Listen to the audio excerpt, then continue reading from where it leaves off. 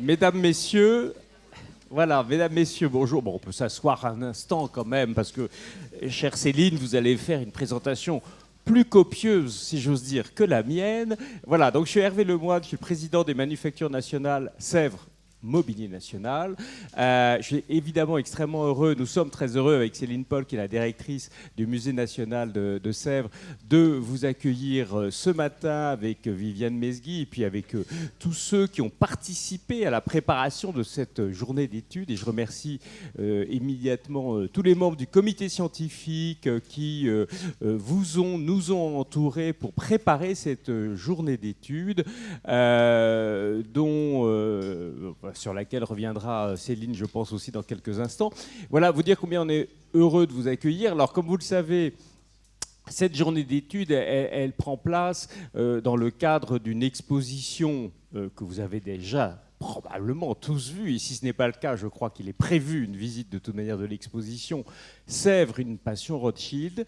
C'est une exposition que nous avons tenu à organiser, alors d'abord ici, puisque la réunion de nos établissements et de la création du nouvel établissement des Manufactures Nationales, qui a réuni, vous savez, dans un seul ensemble, la Manufacture de Sèvres, le Musée National de Sèvres, le Musée Adrien Dubouché à Limoges, mais également les Manufactures des Gobelins, la Manufacture de la Savonnerie, le Mobilier National, bref, tous nos établissements publics et manufactures qui se consacrent à la fois à la conservation et puis à la création de ce que l'on considère à raison comme des trésors formidables, hein, et qui a fait d'ailleurs la réputation de la France dans le domaine des arts décoratifs depuis plusieurs siècles. Donc c'est au sein d'un seul établissement maintenant que nous sommes tous réunis, ce qui nous a permis, alors même que, et peut-être que Céline là aussi vous en dira un mot, nous allons nous engager dans des très grands travaux de restauration pour le Musée National de Sèvres, ça nous a permis d'organiser cette exposition ici dans la galerie des Gobelins. Pas vraiment hasard, mais c'était pas vraiment anticipé. Effectivement, autre hasard quand même du calendrier, la Villa Efrousy de Rothschild, également à Villefranche, prévoit de très grands travaux de restauration. Et donc, effectivement, nous nous sommes là aussi rapprochés de l'Académie des Beaux-Arts et de la direction de la Villa Efrousy de Rothschild, de Muriel Mayette et puis évidemment d'Oriane Beaufils, pour se dire que puisque la villa serait fermée, peut-être que certaines des pièces qui font partie des collections magnifiques de la Villa Efrousy de Rothschild, donc de la villa de Béatrice de Rothschild, pourraient, je dirais, venir là aussi enrichir considérablement le propos de cette exposition qui vous permettra, ou vous a déjà permis, de découvrir des pièces aussi des collections, une nouvelle fois, du musée de Sèvres. Mais je serais très incomplet et surtout très injuste si je ne citais pas aussi tous les prêts privés consentis par tout un certain nombre de collectionneurs et dont beaucoup de membres encore de la famille Rothschild qui, pour la première fois, hein, pour beaucoup de choses d'ailleurs, ont accepté de se dessaisir temporairement de quelques-uns de leurs trésors pour pouvoir là aussi enrichir le propos de cette exposition qui vraiment raconte à travers les objets finalement qu'ils ont collectionnés un peu l'histoire de cette famille aussi de collectionneurs et de philanthropes, parce que je tiens à insister aussi, à rappeler combien nous devons, et tous nos musées nationaux doivent à cette famille, à ces différentes branches en tout cas de cette famille, dans l'enrichissement de leur collection. Et c'était aussi pour cela que nous voulions faire cette exposition et c'est pour cela aussi que nous tenions à afficher, je dirais, avec l'accord de la famille qui est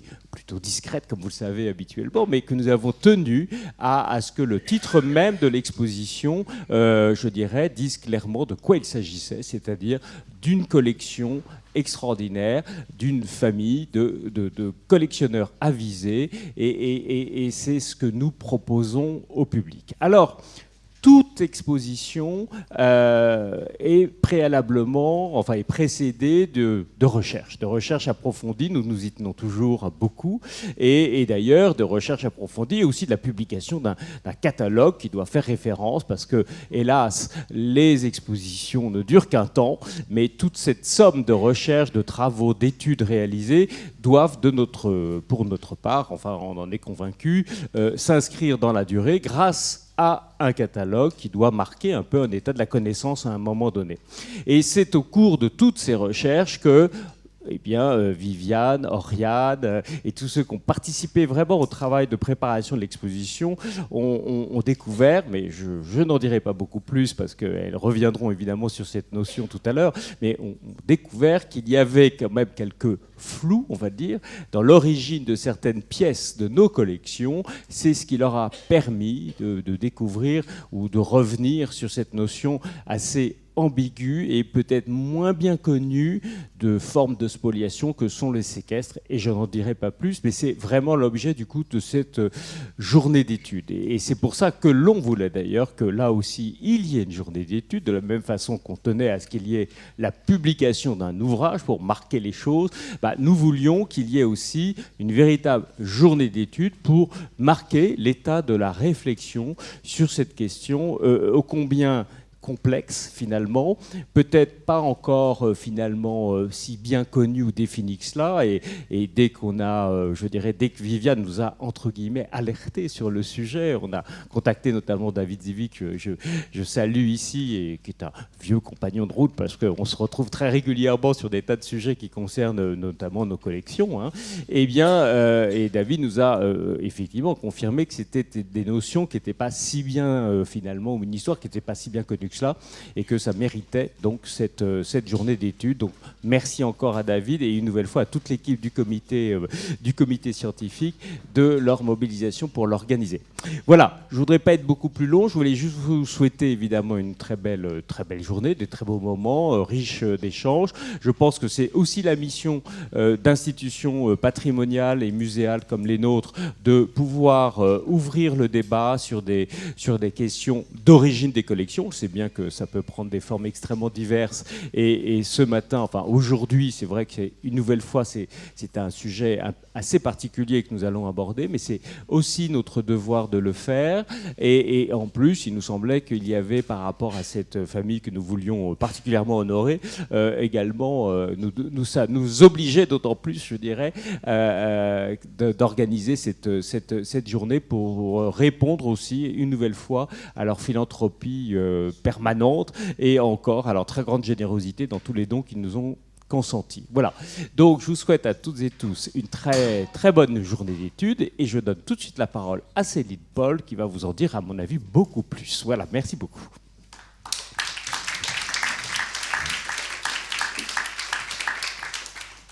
Merci Monsieur le Président. Mesdames et Messieurs, bonjour.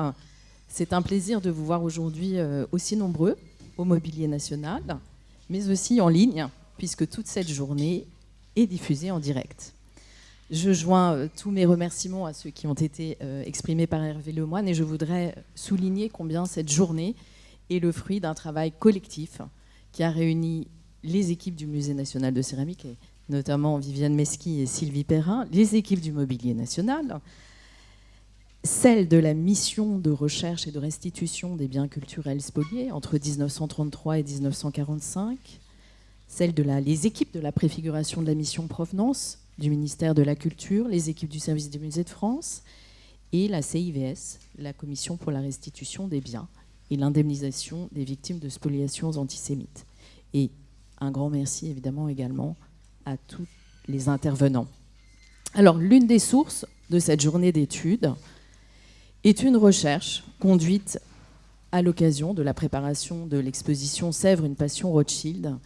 Et vous découvrirez tout à l'heure chacune des étapes qui a conduit Viviane Mesqui à retrouver des œuvres ayant appartenu à Henri de Rothschild, des œuvres mises sous séquestre, qui ensuite ont été acquises, entre guillemets, par le Musée national de céramique en 1941, puis qui ont été considérées comme perdues à l'issue de la Seconde Guerre mondiale. Et c'est vrai que pour avoir suivi aux côtés de Viviane toutes les étapes qui ont permis de mettre en lumière cette situation, c'est absolument passionnant, mais aussi évidemment très émouvant.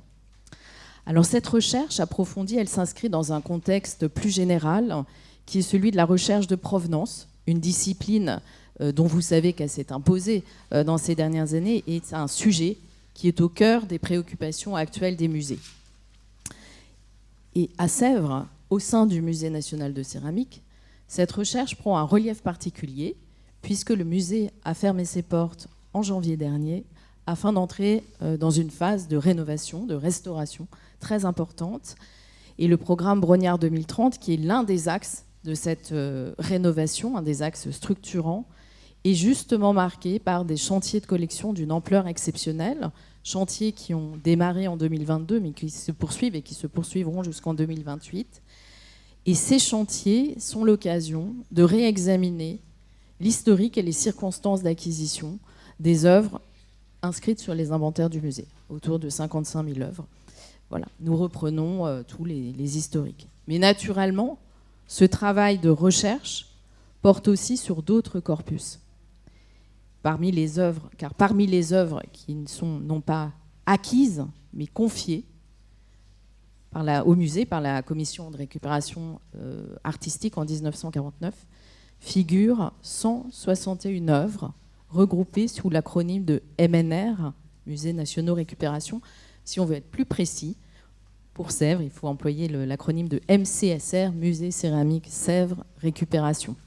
Alors ces MCSR, il s'agit majoritairement de céramique et de verres européens, mais aussi de pièces du Proche et du Moyen-Orient, ainsi qu'un ensemble de boiseries qui ont été intégrées dans la muséographie du musée. Et dans les années 2000, des recherches sur ces collections MCSR ont permis d'identifier 17 objets provenant des collections de la princesse Colloredo, Lucie Jonquet, objets qui avaient été saisis par Landschaft Reichsleiter Rosenberg, une unité spéciale du commandant Alfred Rosenberg. Et ces 17 objets comprenaient notamment des porcelaines européennes du XVIIIe siècle, du monde germanique, française. Et ces objets ont été restitués en 2020 aux ayants droit de Lucie Jonquet à l'occasion d'une cérémonie organisée au ministère de la Culture. Donc, au sein du musée, ces recherches se poursuivent activement puisqu'il reste encore des œuvres pour lesquelles il nous faut retrouver les propriétaires et les ayants droit et nous espérons dans les prochaines années pouvoir opérer d'autres restitutions.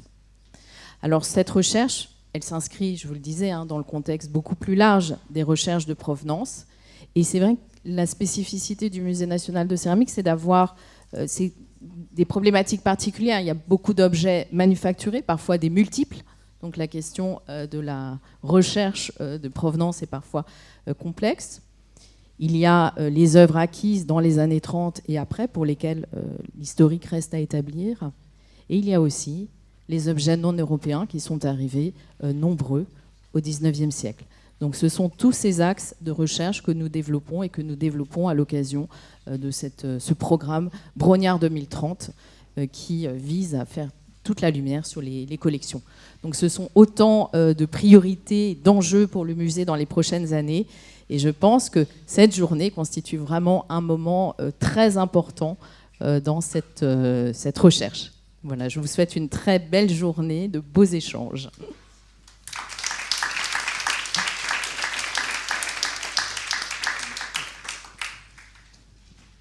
Alors, merci beaucoup. Je crois qu'on va commencer par une première intervention qui va immédiatement, je dirais, fixer ou commencer à fixer le début de la réflexion, puisque vous allez revenir, je crois, sur cette notion même de séquestre. Voilà. Donc, je vous remercie de bien vouloir. Voilà. Et peut-être que... Voilà. Alors, voilà. C'est pas vraiment une séance de cinéma, mais il va y avoir des projections d'un certain nombre de choses. Donc, voilà. Donc, merci. Je vous en prie. Le plateau est à vous. Et